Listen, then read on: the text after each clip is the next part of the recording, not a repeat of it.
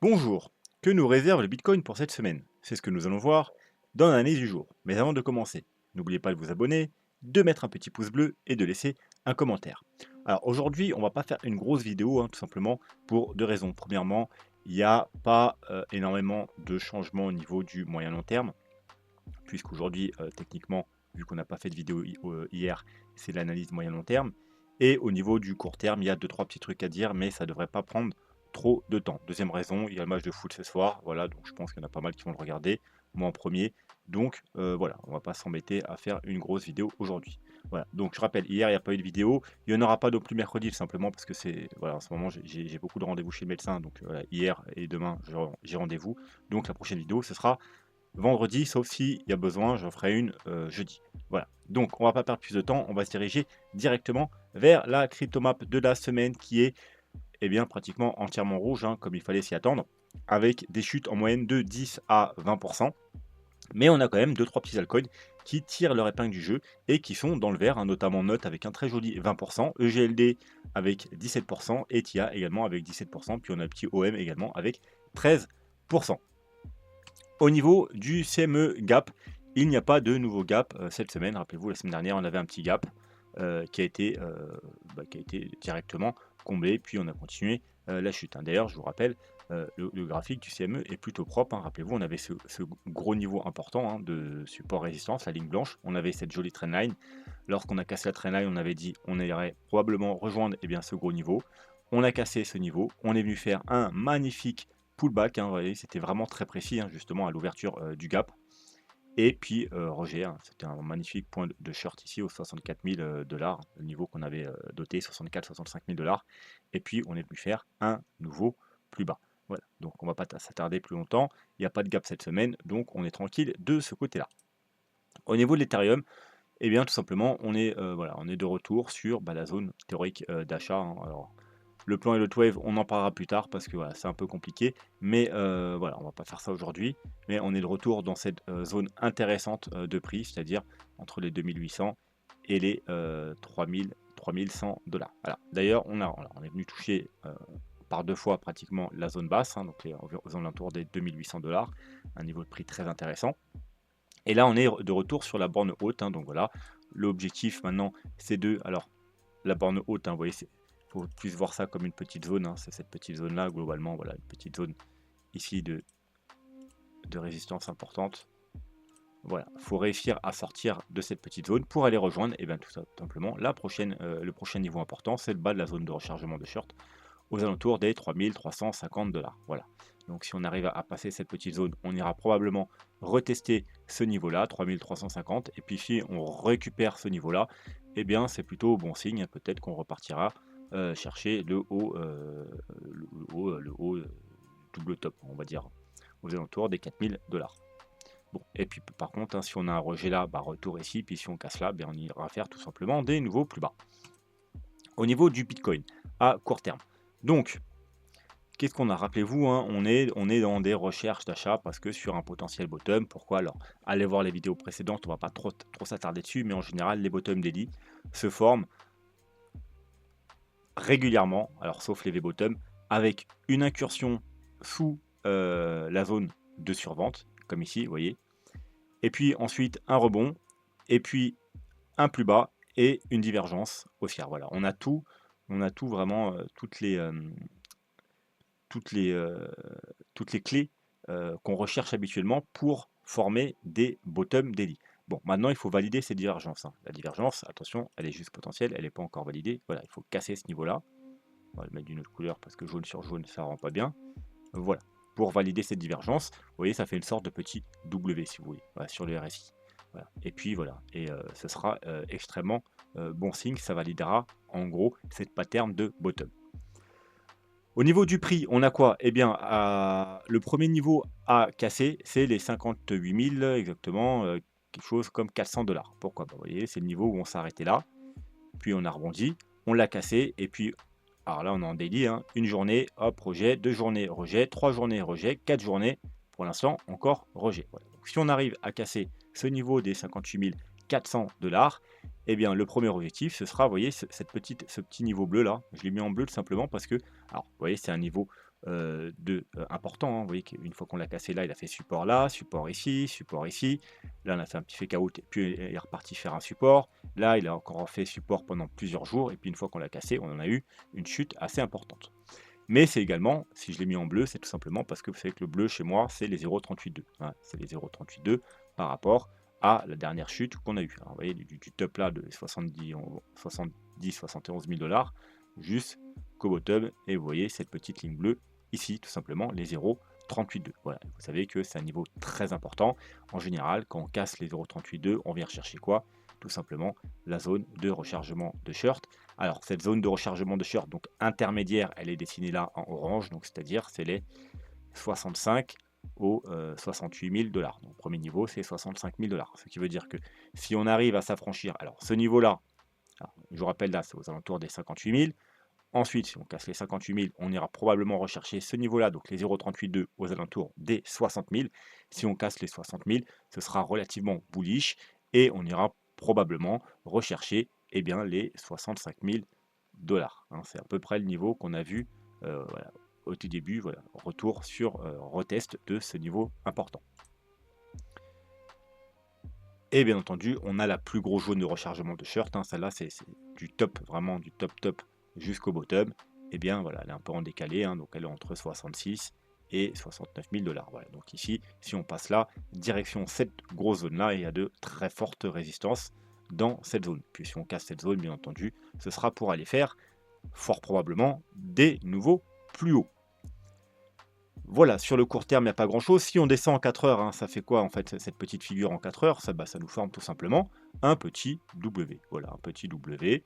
Voilà, et vous voyez, il faut casser ce niveau-là pour valider ce petit W, potentiel bottom. Ouais, on avait vu que là, ici, on n'avait pas grand-chose, puisque c'est un V-bottom, et que les V-bottom sont plutôt rares.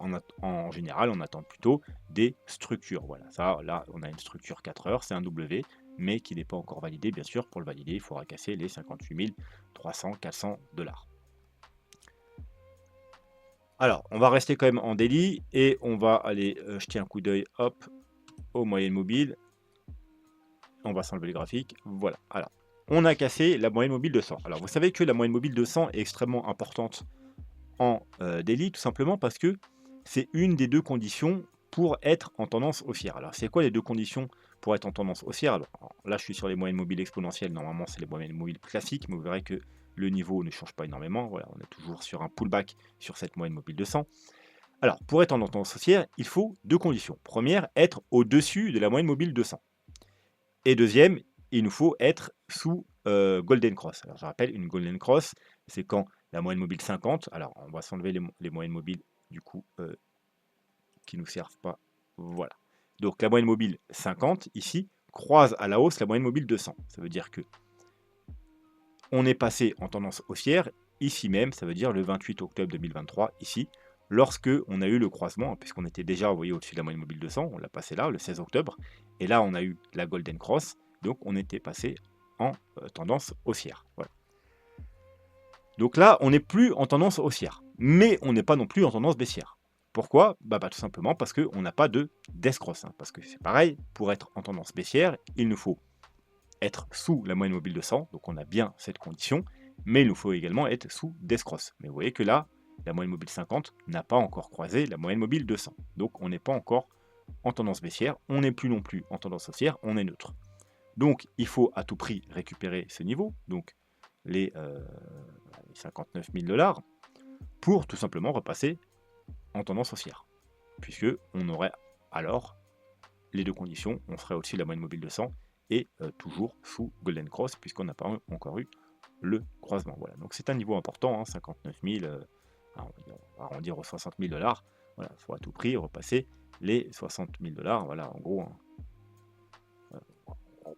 vous voyez, bon, c'est plutôt 58, 59. Voyez. D'ailleurs, si on passe ce niveau-là actuel, comme on a vu il y a peu longtemps, 58 400, on repassera probablement également la moyenne mobile de 100.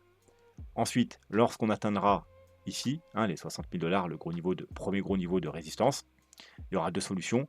Soit on aura un rejet, mais ce sera soit pour faire un pullback sur la moyenne mobile de 100 et repartir à la hausse pour casser, pour aller là, soit ce sera un vrai rejet, et puis on repassera en dessous de la moyenne mobile de 100 et probablement on ira faire des nouveaux plus bas.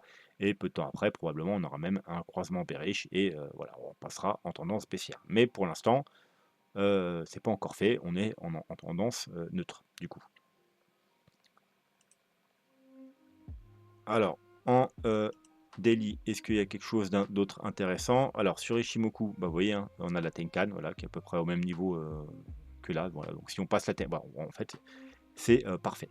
On a la Tenkan, vous voyez, qui est à peu de choses près au niveau, hein, on attend 58 400, etc. Et si on passe la Tenkan, direction la Kijun qui se trouve, eh bien, justement, au niveau de notre grosse résistance, les 60 000 $.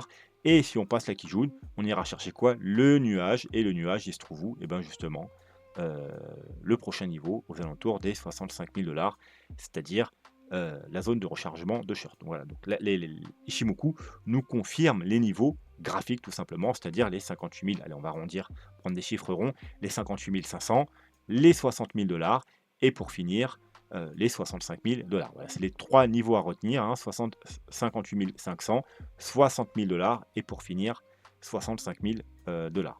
C'est 65 000, voilà. C'est vraiment les trois niveaux à retenir en daily, les trois résistances, les trois, on va dire, confirmations haussières qu'on attend l'une après l'autre.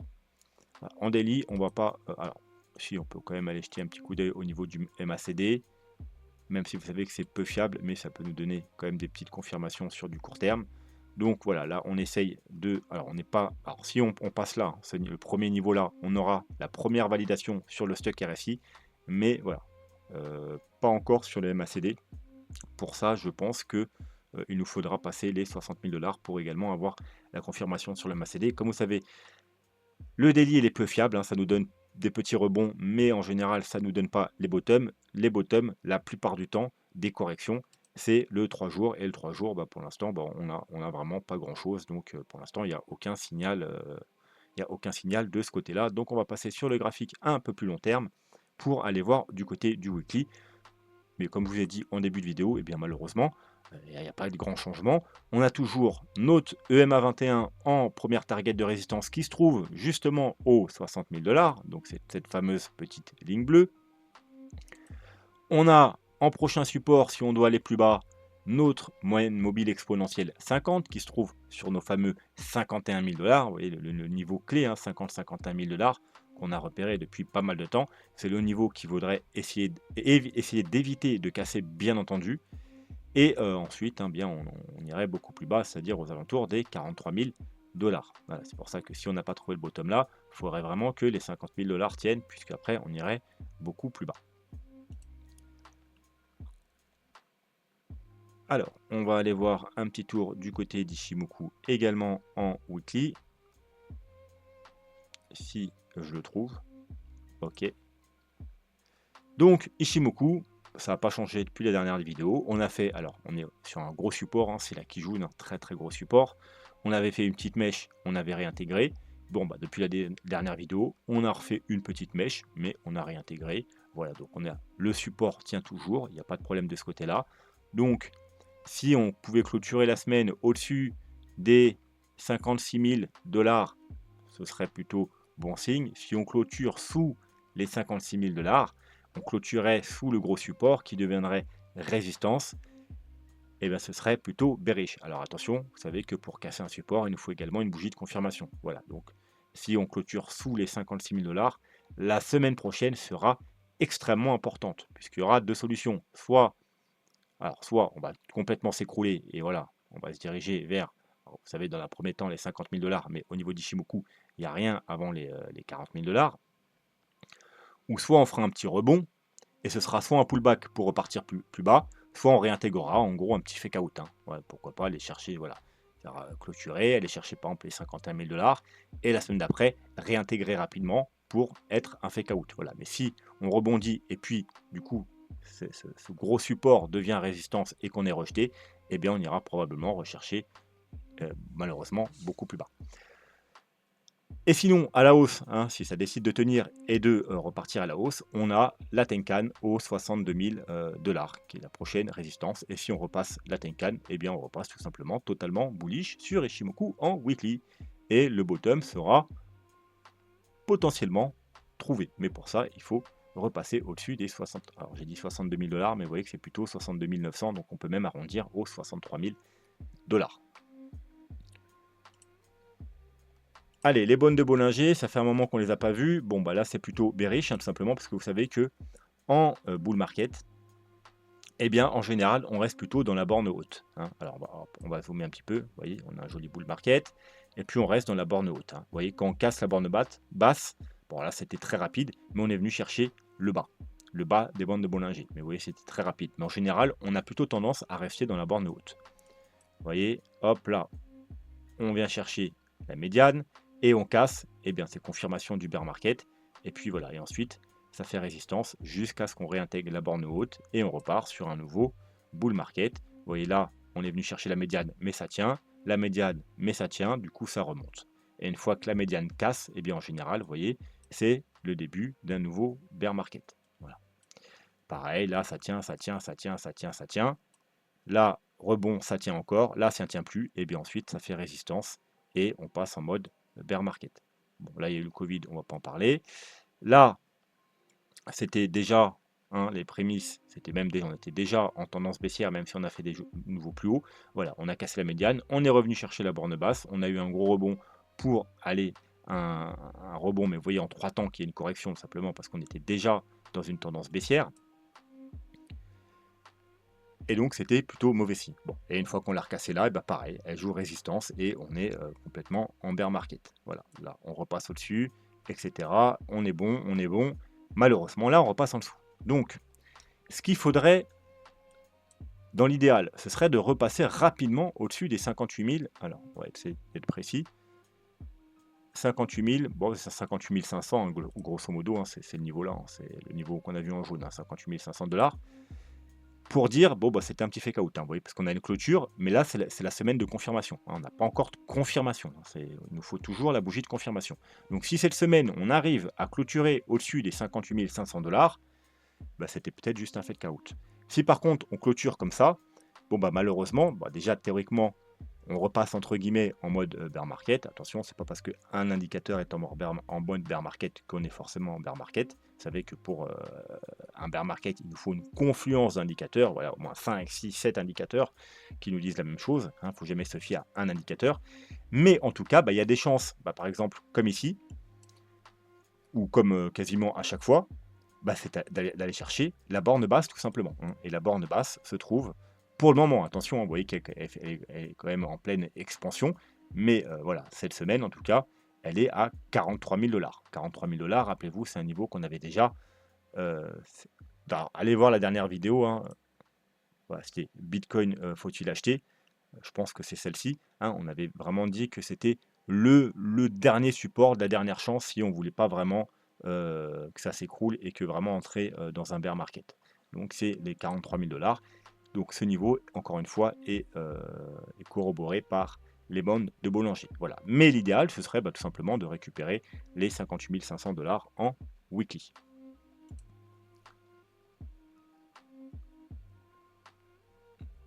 Et on va finir, alors je sais plus s'il y avait d'autres indicateurs à vous montrer, mais en tout cas, il y en a un que je me rappelle, que je voulais vous montrer.